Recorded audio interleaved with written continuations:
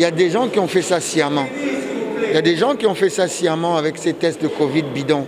Donc j'espère qu'ils seront largement sanctionnés parce que ça passe au-delà du football. Au-delà du football. Qu'est-ce qu'on va penser des tests Covid du Cameroun? Quand les Camerounais vont voyager avec les tests Covid, dans les pays où ils vont aller, qu'est-ce qu'on va y penser? Que les tests sont bidons?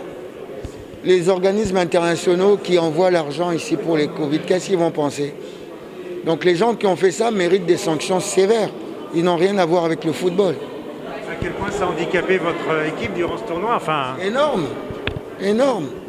On a essayé de remonter les joueurs pour qu'ils ne baissent pas. Mais à l'hôtel, les joueurs se sont révoltés à plusieurs reprises. On ne voulait pas sortir tout ça. Mais c'est pas marrant de rester en prison. Les joueurs aiment être sur le terrain. Et quand tu apprends après que tout était boutiqué, c'est horrible. Et ce qui est plus grave encore, parce que je le dis, on a pris des médicaments. Moi, personnellement, j'ai pris des médicaments. Alors que vous n'êtes pas malade. Ça s'appelle comment ça? C'est de l'empoisonnement. Donc, c'est pas logique, c'est pas normal. J'espère que tous ces gens qui ont fait ça seront largement châtiés. On peut dire non. On peut dire non pour donner le moral aux joueurs, mais elle est perturbante. Elle est perturbante. Quand vous avez tout votre groupe, vous avez un groupe de 33, il y en a 20 qui ne s'entraînent pas, d'autres qui sont comme en prison, parce que c'est réellement comme si vous étiez en prison. Vous ne pouvez pas dire que vous avez tout votre atout.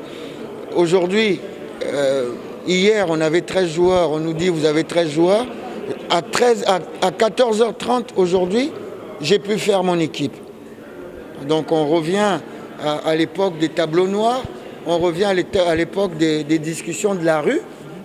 Donc on est entraîneur de haut niveau, mais on travaille comme si on était des gens qui sont en train de discuter dans la rue. Oh ben tu n'as qu'à mettre un tel là, tu n'as qu'à mettre un tel là et tu n'as qu'à mettre un tel là. Donc voilà, on ne cherche pas d'excuses parce que c'est pas ce qu'on voulait. On ne cherche pas d'excuses. On s'est dit, s'il en manque un, on va quand même jouer, mais c'est quand même pas logique.